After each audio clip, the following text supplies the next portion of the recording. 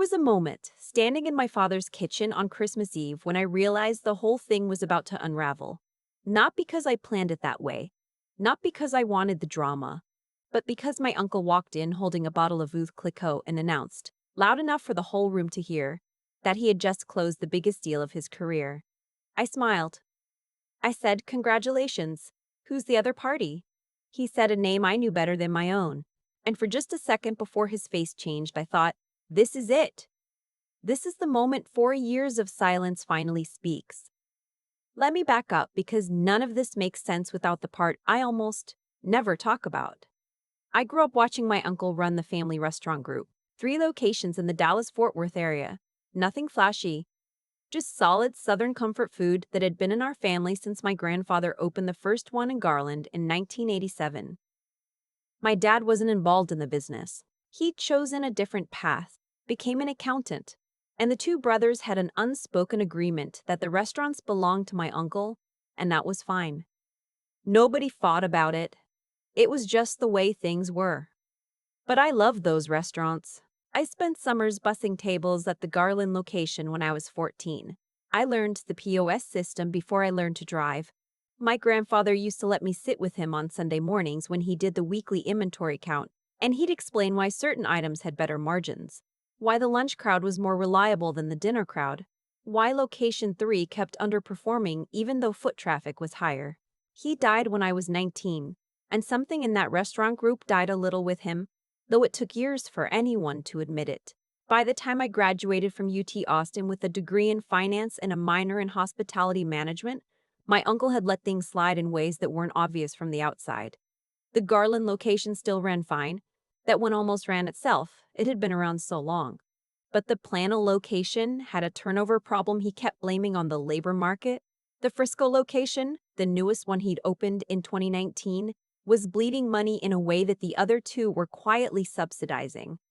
I didn't know all of this yet, not everything, but I suspected enough to ask. The summer after I graduated, I went to my uncle and asked if I could come on board. I had a real proposal. I'd spent 3 months putting it together. A full operational audit framework, a vendor renegotiation strategy, a customer loyalty program built around the app infrastructure that had become standard in the industry by then. I wasn't asking for a title or a salary that would raise any eyebrows. I just wanted to work, to learn, to eventually grow into a real role. He read me 4 pages of my proposal. Then he set it down on his desk, leaned back in his chair, and said, "Sweetheart, I appreciate the effort, but this isn't a classroom project. Running restaurants is different from studying them. Sweetheart." I was 22 years old with a 3.8 GPA and a summer internship with a regional hospitality consulting firm on my resume, and he called me sweetheart and handed my proposal back like it was a book report he was returning with a C college. I said okay. I said I understood. I drove home and I sat in my car in the driveway for a long time. Then I went inside and I started over. I took a job with a hospitality operations firm in Austin. Not glamorous. I was doing site assessments and vendor analysis for mid-sized restaurant groups across Texas and Oklahoma. But I learned fast. Within 18 months, I was leading my own client accounts. I learned what actually drives margin in the restaurant business. I learned what operators get wrong about staffing ratios, about menu engineering, about the way pricing psychology works differently at the $14 entree level versus the $24 level. I also started learning something else, what distressed restaurant assets look like and how to acquire them. This part happened slowly and then all at once, the way most important things do. A colleague introduced me to a private equity associate who was looking at roll-up opportunities in the regional restaurant space. We started talking. Then we started working together informally. I brought the operational expertise. She brought the capital relationships. We formed a small LLC. Nothing dramatic, just a legal vehicle to hold our first acquisition. A failing taco concept in San Marcos that we bought out of bankruptcy for less than the cost of 1 year's rent. We turned it around in 11 months, sold it 14 months after that for 3 times what we paid. I'm going to skip the part where I explain every deal after that because this story isn't about the deals. It's about what the deals added up to, what they meant, what they allowed. By the time I was 27, our LLC had grown into something with a real name, Magnolia Ridge Hospitality, and a portfolio that included 7 restaurant concepts across 4 Texas markets. We had a small team. We had institutional investors who returned our calls the same day. Nobody in my family knew any of this. Not my dad, not my cousins, not my uncle. I hadn't hidden it exactly. I just hadn't announced it. My family and my work had lived in completely separate compartments. And I had kept it that way intentionally, because some part of me wasn't ready for those worlds to touch. I think I knew even then that they would eventually. I just didn't know it would happen over Christmas dinner. Things at my uncle's restaurant group had gotten worse. I'd heard bits and pieces over the years. My dad would mention that my uncle seemed stressed, that the Frisco location had been having issues, that there'd been some kind of dispute with a long-term manager. I didn't press for details. I told myself it wasn't my business. But then my dad called me in October and said my uncle was thinking about selling all 3 locations as a package deal. He was 61, his knees were bad, and he'd had a health scare that summer that had apparently recalibrated his priorities. He was ready to be done. I said, "Does he have a buyer?" My dad said he didn't think so yet. He was just starting to put things together. I said, "Okay," and I hung up the phone, and I sat there for a long time thinking about my grandfather sitting at that back table on Sunday mornings, explaining margin and foot traffic and why some things last. Then I called my business partner. I want to be clear about what I was thinking at that point, because I know how this part of the story sounds. I was not thinking about revenge. I was not plotting some elaborate scheme to humiliate my uncle. I genuinely did not know how he would react when he found out who the buyer was, whether he'd be embarrassed or relieved or even proud in some complicated way. What I was thinking was, those restaurants deserve better than being sold to whoever makes the highest offer from a spreadsheet. I knew them. I knew what my grandfather had built, and I had the resources and the expertise to not just acquire them but actually restore them to what they were supposed to be. The due diligence took 6 weeks. We used our standard deal structure, communicated through our legal team and our broker. My name wasn't on any of the initial paperwork. That's not unusual in acquisitions of this size. Entities transact, not individuals. Magnolia Ridge Hospitality made the offer. The offer was fair, actually slightly above what a pure financial buyer would have paid, because we were underwriting to an operational thesis, not just a multiple. My uncle's broker told his broker that the buyer was a Texas-based hospitality group with a strong regional portfolio, which was true, completely true. The deal went to LOI in late November. It was scheduled to close in the first quarter of the new year. Christmas Eve came. I almost didn't go. I'd been traveling a lot, and I was tired in the specific way that December travel makes you tired. And some part of me had a low-level anxiety about that evening that I couldn't quite name. I told myself I was being silly. It was family Christmas dinner. I'd been to 100 of them. I drove up to my dad's house in McKinney. My aunt and uncle were already there when I arrived, my cousins. My aunt's sister's family, who came every other year. The house smelled like my dad's cornbread dressing and something warm and sweet. And for a moment, I just stood in the doorway and felt the specific grief of knowing that things were about to change. My uncle hugged me when I came in. He seemed lighter than I'd seen him in years. Loose, easy. A little giddy. That's when I noticed the bottle in his hand. He'd brought champagne. Veuve Clicquot. He was not a champagne person. He was a Chenier Bock and bourbon meat person. The champagne told me something had happened. We sat down to dinner. The conversation moved the way it always does. Kids' school updates, a neighbor's recent surgery, mild political disagreement that my dad diffused with more cornbread. Then my uncle cleared his throat. "I have news," he said. Everyone looked at him. "I found my buyer." He smiled the way people smile when they've been carrying something heavy and finally get to set it down. "We're under contract. It's going to close in February. 31 years and I'm going to get to retire." My aunt grabbed his hand. My cousins clapped.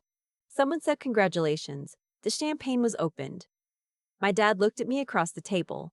I kept my face neutral. "Who's the buyer?" I asked. I kept my voice casual, just curious, the way you'd ask any follow-up question.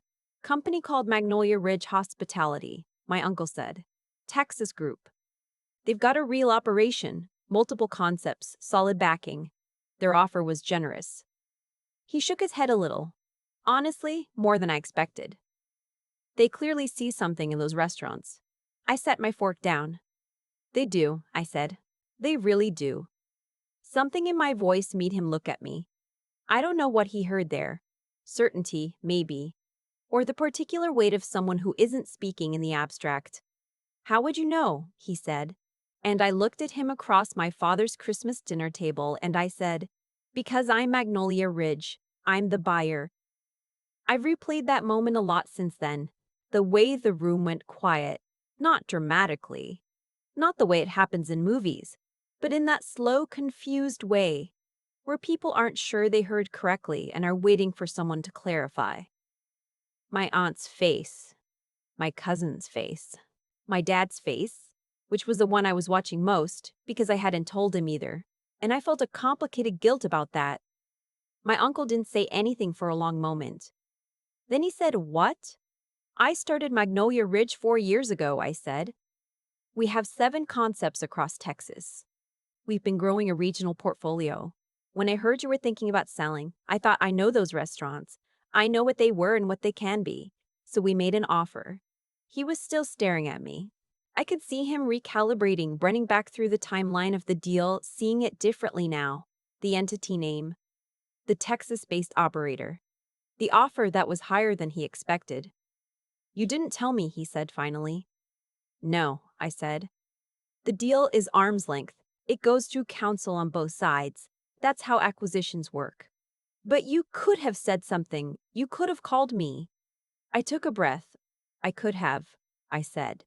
I thought about it, but I also remembered sitting across a desk from you 5 years ago with a proposal I'd spent 3 months writing, and you sent me home and told me restaurants weren't a classroom project. That landed. I could see it land.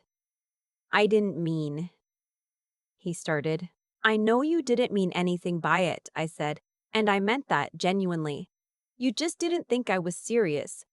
You didn't think I was capable of being serious. And I'm not angry about that anymore.